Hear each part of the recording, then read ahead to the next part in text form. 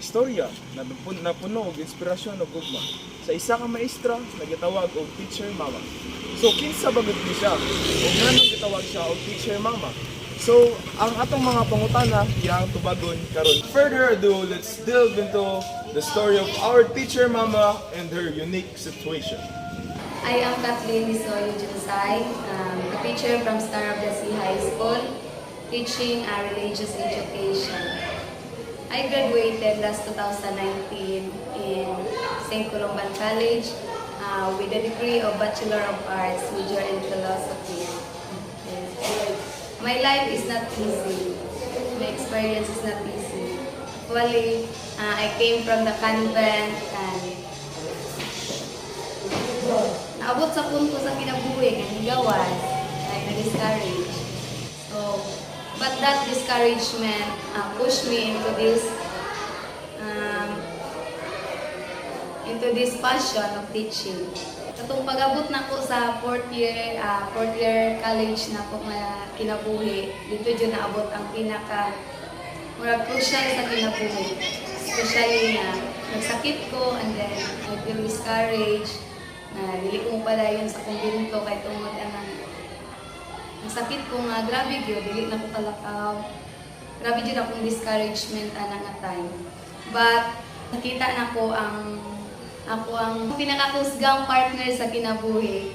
Muna siya si Ervin Junsay o muna siya ang nahimong rason nganong nagpadayon ko sa ako ang passion sa pagtudlo, especially sa religious nga mga aspects or religious nga party sa especially sa pag-impart sa mga bata ug pagtudlo sa mga bata kung maayong masaya nga buhaton kay ug naabot si Bibi Lance ug mao ang akong kanunay nga partner in crime.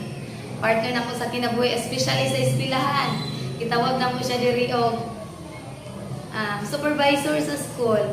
Mo siya diri supervisor sa school kay everyday pud siya nagamata pareha nako.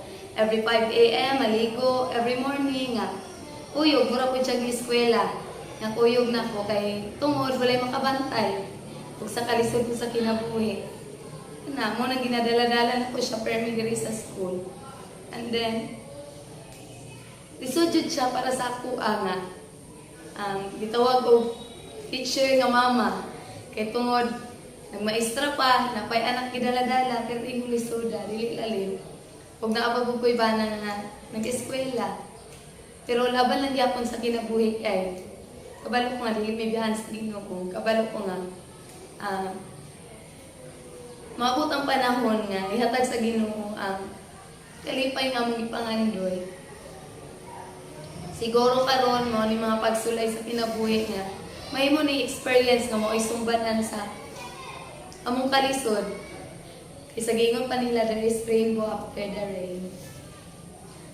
O mo na siya ang story sa akong kinabuhi nga.